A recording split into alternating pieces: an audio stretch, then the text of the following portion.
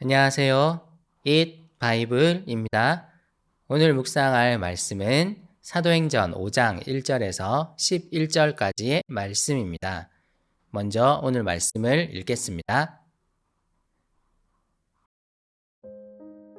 그런데 아나니아라는 사람이 그의 아내 삽비라와 함께 소유를 팔아서 그 값의 얼마를 따로 떼어 놓았는데 그의 아내도 이것을 알고 있었다. 그는 떼어놓고 난 나머지를 가져다가 사도들의 발 앞에 놓았다.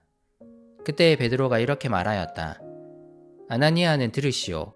어찌하여 그대의 마음이 사탄에게 홀려서 그대가 성령을 속이고 땅값의 얼마를 몰래 떼어 놓았소. 그 땅은 팔리기 전에도 그대의 것이 아니었소? 또 팔린 뒤에도 그대 마음대로 할 수 있었던 것이 아니었소? 그런데 어찌하여 이런 일을 할 마음을 먹었소? 그대는 사람을 속인 것이 아니라 하나님을 속인 것이요. 아나니아는 이 말을 듣고 그 자리에서 쓰러져서 숨졌다.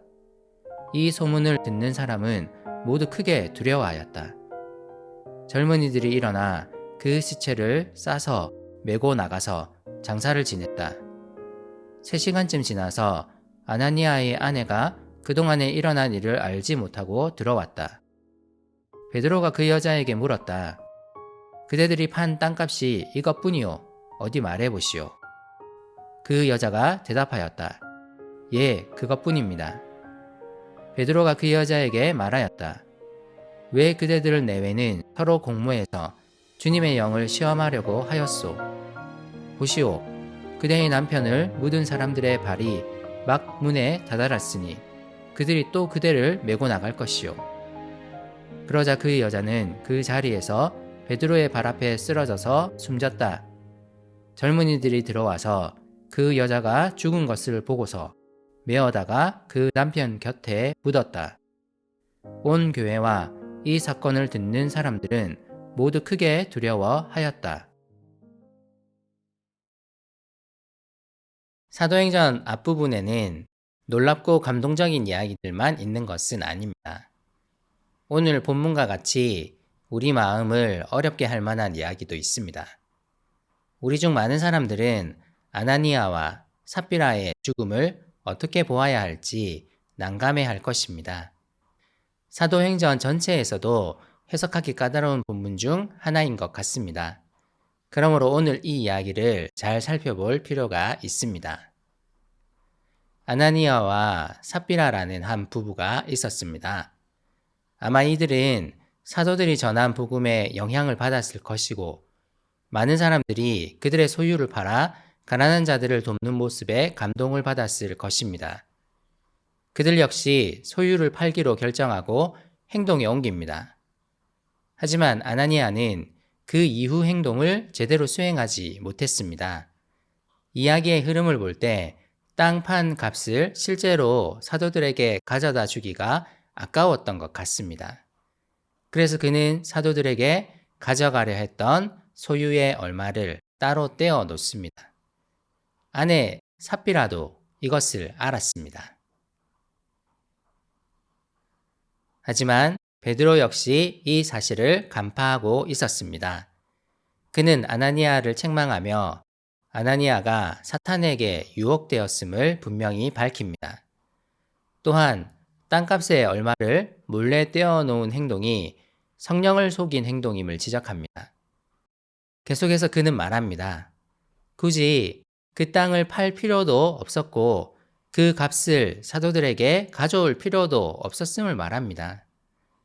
땅을 팔아 그 값을 드리기로 한 것은 전적으로 아나니아의 결정이었으며 또한 그 결정은 하나님 앞에서 한 것이었습니다.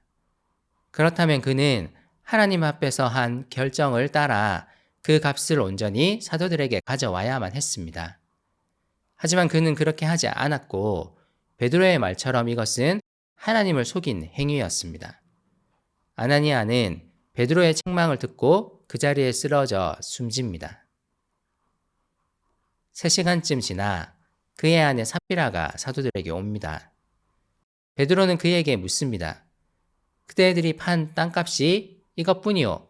어디 말해보시오. 그의 남편 아나니아가 땅값 얼마를 감추었다는 사실을 알면서도 삽비라는 태연하게 대답합니다. 예, 그것뿐입니다. 베드로는 아나니아에게 했던 동일한 말을 삽비라에게도 합니다. 삽비라 역시 하나님의 영을 시험하고 속였습니다. 동시에 그 역시 그의 합당한 대가를 치르게 될 것임을 말합니다. 삽비라 역시 베드로의 발 앞에 쓰러져 숨집니다.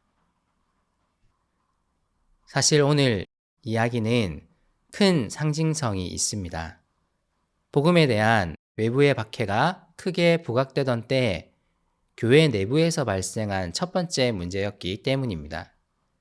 이를 강조하기 위해 누가는 이 이야기를 마무리하는 11절에서 교회를 뜻하는 단어 에클레시아를 사도행전 전체에서 처음으로 사용하고 있습니다. 외부의 박해는 오히려 사도들의 마음을 담대하게 만들고 있었습니다. 하지만 오늘 교회 내부로부터의 문제는 점점 전파되어 가는 복음에 치명적인 어려움을 초래할 수 있었습니다. 그러므로 하나님은 이 일을 심각하게 여기시고 아나니아와 삽비라의 죄를 그냥 넘기지 않으셨을 것입니다.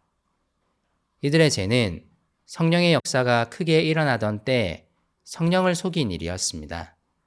사도행전은 이들의 이런 행동을 누가복음 12장 10절이 말하는 성령을 거스르는 죄로 생각하고 있는 것 같습니다.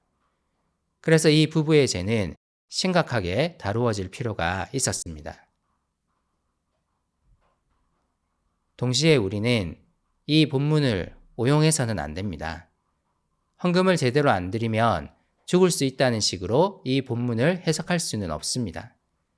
베드로가 분명히 밝히듯이 이들의 죄는 성령을 속이고 성령을 거스른 죄입니다. 우리는 이 이야기를 통해 살펴보아야 합니다.